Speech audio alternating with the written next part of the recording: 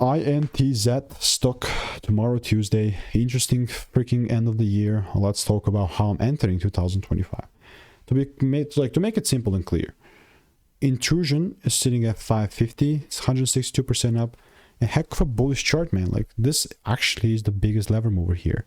That it's actually up 162%. That's crazy. To put things in perspective, I've done 33,000 videos over the last 4 years. Thousands, spent thousands of dollars on courses and mentorships. And regarding that, following my edge, the only thing that will make me buy is a lower time frame retracement, like a 5 minute, and then I'll buy if there is that double break. If it's not met, then I really would just not care. That's it.